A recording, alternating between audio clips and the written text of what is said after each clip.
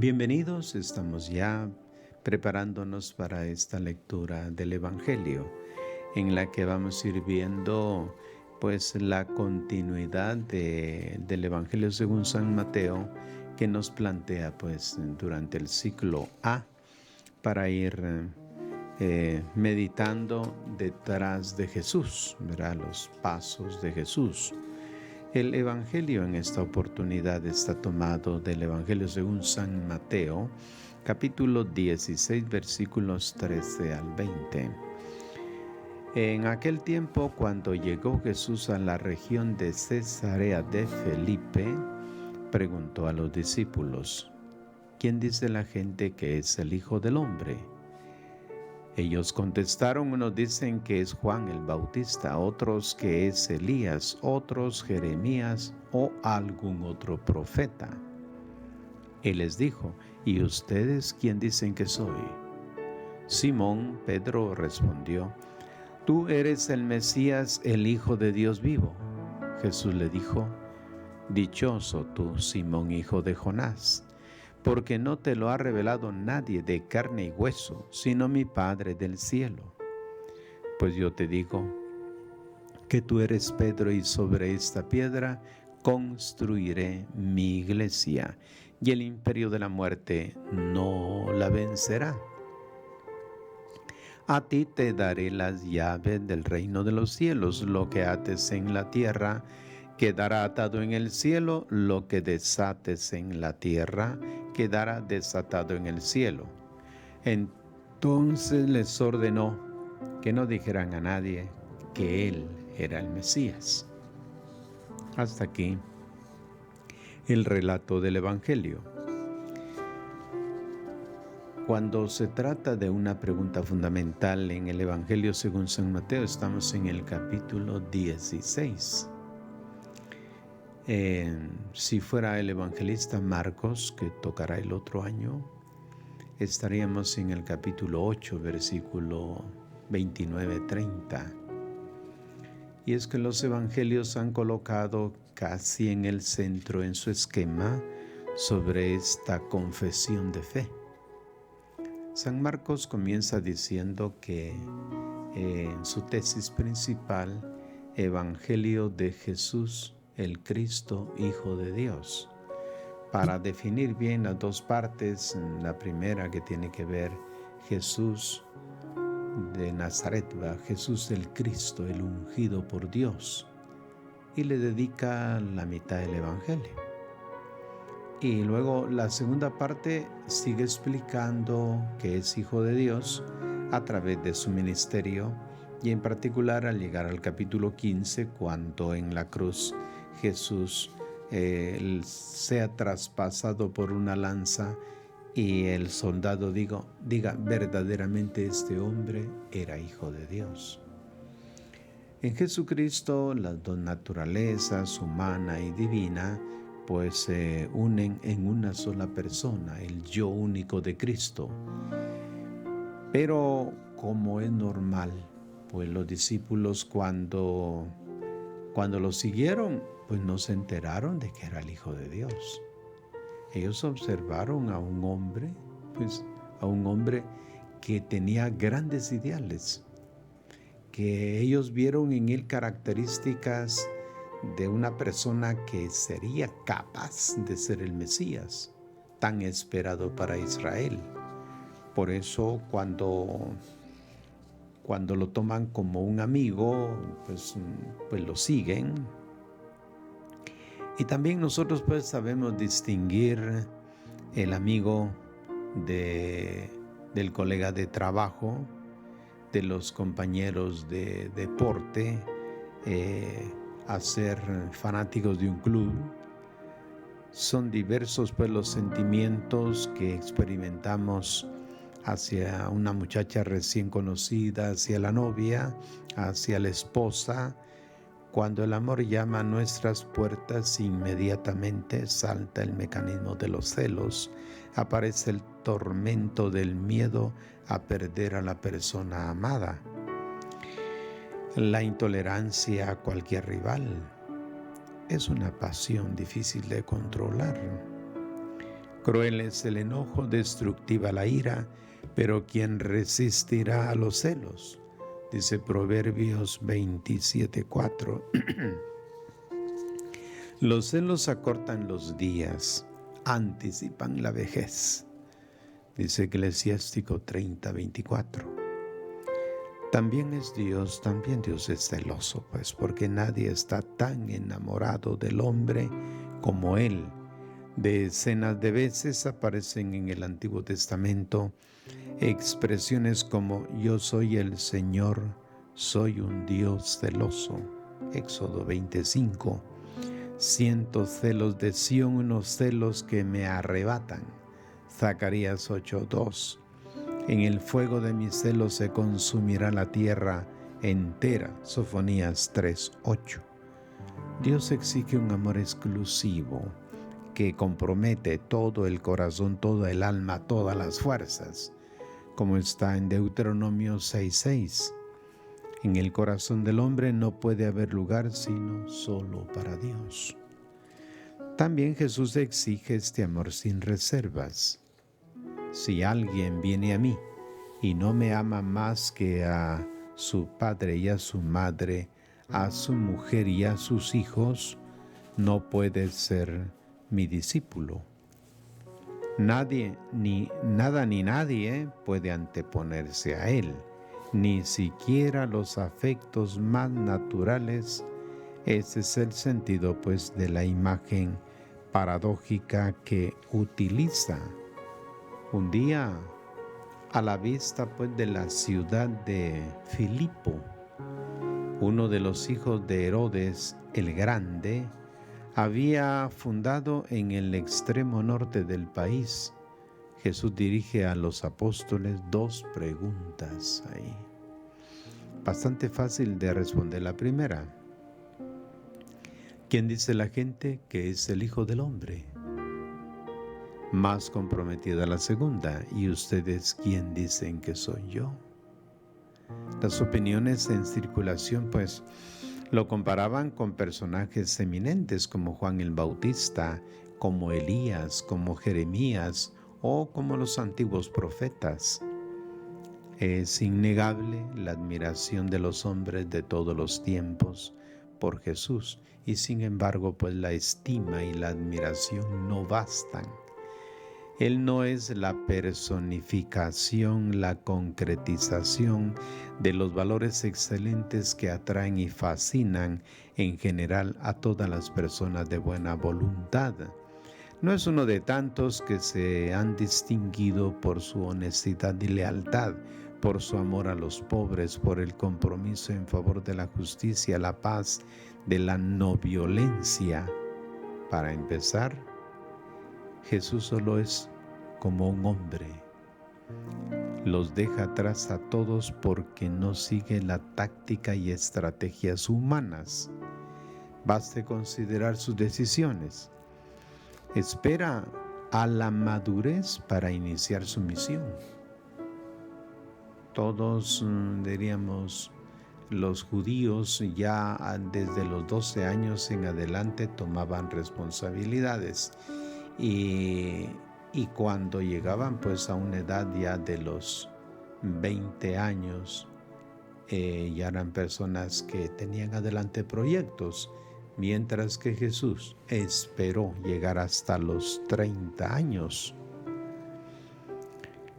Así que comienza, pues, buscando amigos íntimos y escogidos, y no solo gradualmente, desmantela toda lógica humana, absolutamente toda, hasta entregar su vida, hasta hacer de su derrota un triunfo.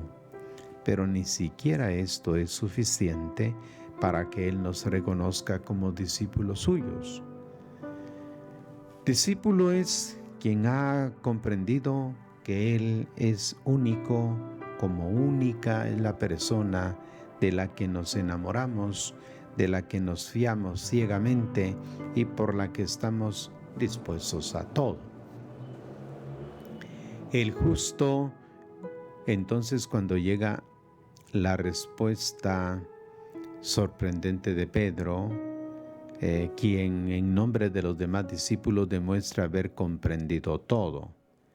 Le dice: tú eres el Mesías, el Hijo de Dios vivo, el Salvador de quien ha hablado los profetas y que espera todo nuestro pueblo. Eres aquel por quien estamos dispuestos a jugarnos la vida. Es difícil pues encontrar una persona más exacta y sin embargo en el último versículo del pasaje evangélico el evangelista añade que Jesús impone silencio a los discípulos severamente como antes había hecho pues con los demonios. La razón es simple. Pedro ha dado una respuesta exacta solo en la forma. En realidad tiene en mente una idea completamente equivocada. Está convencido de que Jesús está a punto de dar comienzo al reino de Dios mediante una exhibición de fuerza, prodigios y señales que captarán la atención de todos. También los otros discípulos piensan como Pedro, aunque han comprendido a Jesús un poco más que la gente, todavía son prisioneros de la mentalidad común que valora el éxito de una vida en base pues a los triunfos obtenidos. Ninguno se ha dado cuenta de que el maestro desde el principio ha considerado diabólica la propuesta de hacerse con el poder y dominar sobre los reinos de este mundo. En la segunda parte del pasaje bíblico, los versículos 17 al 20, viene referida la respuesta de Jesús a Simón: tú eres Pedro y sobre esta piedra edificaré mi iglesia. La interpretación de estas palabras es más difícil de lo que parece. ¿Por qué razón y en qué sentido es llamado Simón piedra sobre la que se edificará la iglesia? ¿Una simple afirmación del primado del Papa? No, mucho más. Comencemos por dos observaciones que podrán ayudarnos a entender este texto tan importante. Hay que recordar ante todo que de la roca puesta como fundamento de la iglesia se habla otras veces en el Nuevo Testamento, que esta roca sólida e inamovible es siempre Cristo. Dirá San Pablo en 1 Corintios 3:11, nadie puede poner otro cimiento que el que ya está puesto, que es Jesucristo. A los cristianos pues de las comunidades de Asia Menor les recuerda así su gloriosa condición.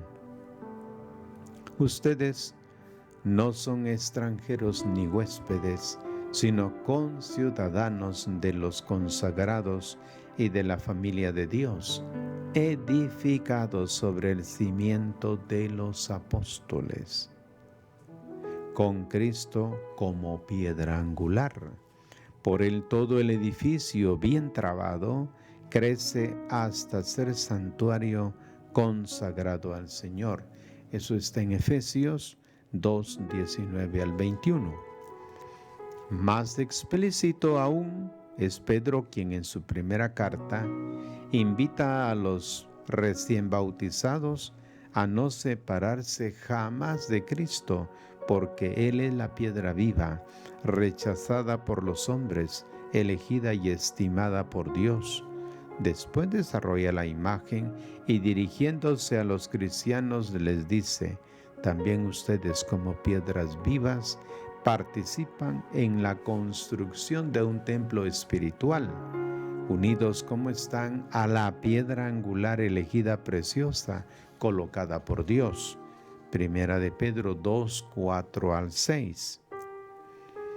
La segunda observación es que el nombre dado a Simón, Cefa, Pedro, en arameo, la lengua madre de Jesús, no significa con toda probabilidad roca, sino simplemente piedra de construcción. Si las cosas están así, la piedra de que habla Jesús es la fe profesada por Pedro. Es esta fe la que constituye el fundamento de la Iglesia, la que mantiene unida a Cristo roca, la que la vuelve indestructible y le permite no ser nunca derrotada por las fuerzas del mal. Todos aquellos que como Pedro y con Pedro profesan esta fe, vienen inseridos como piedras vivas en el edificio espiritual proyectado por Dios.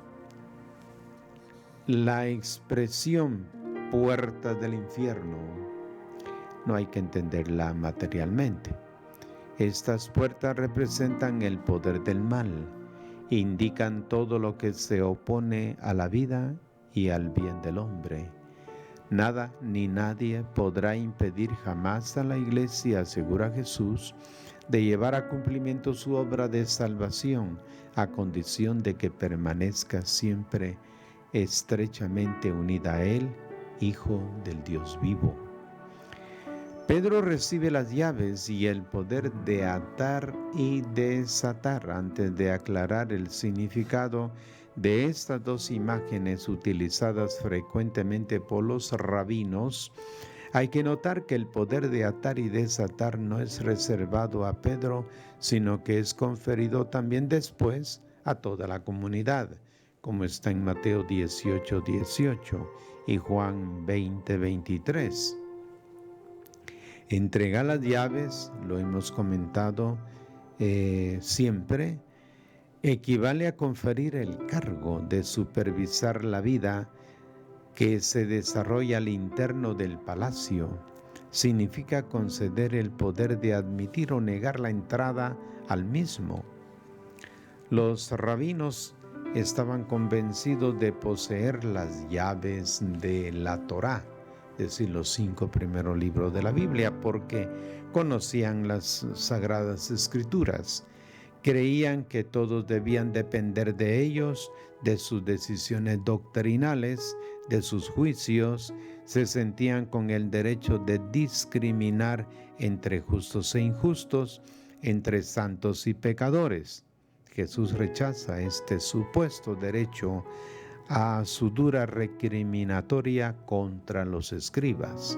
Les dice: ay de ustedes, doctores de la ley, que se han quedado con las llaves del saber. Ustedes no han entrado y se lo impiden a los que quieren entrar. Lucas 11:52. En vez de abrir la puerta de la salvación, ellos la cerraban, no desvelando al pueblo el verdadero rostro de Dios ni su voluntad. Jesús les ha quitado a esos tales la llave de la que abusivamente se habían apropiado. Ahora es solamente suya.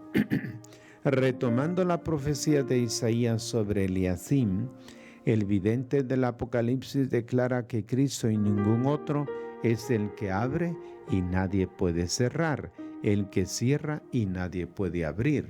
Apocalipsis 3:7. El edificio espiritual al que Jesús hace referencia es el reino de los cielos.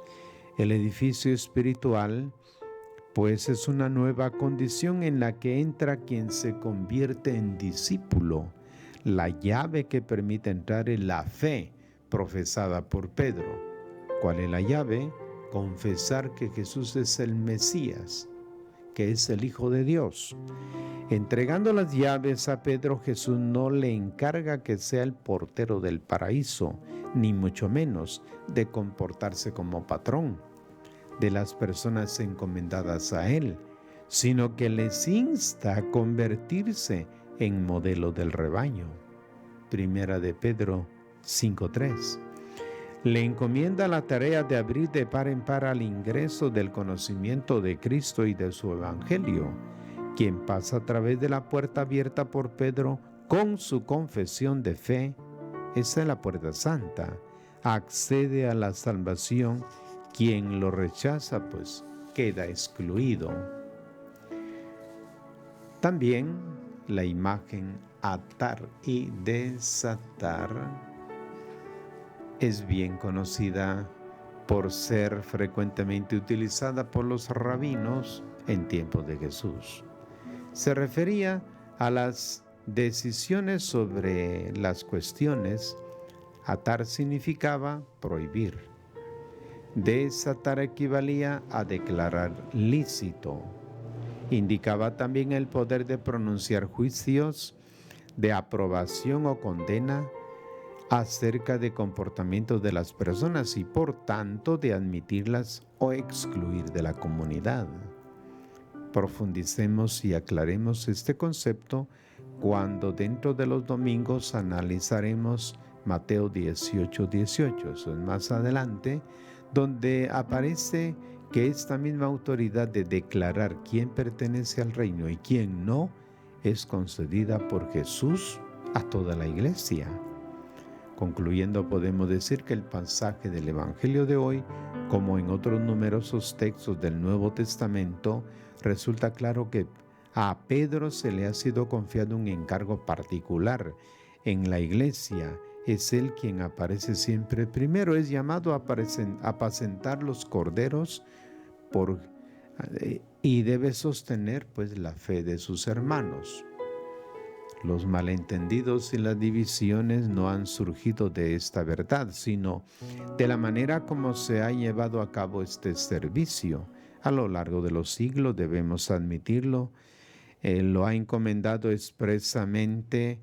Es necesaria una revisión del ejercicio pues, del ministerio, de modo que el Papa se convierta realmente para todos, según la estupenda definición de San Ireneo de León en el siglo II, en aquel que preside en la caridad. Entendemos pues que se trata de un domingo en el que vamos a escuchar la identidad de Jesús y al mismo tiempo esta entrega de las llaves, cómo se construye la iglesia. Todos somos parte de la iglesia y estamos llamados a fundamentarla en estos principios de la confesión de fe. Gracias por su atención, Dios los bendiga y el próximo domingo estaremos siempre meditando el Evangelio dominical.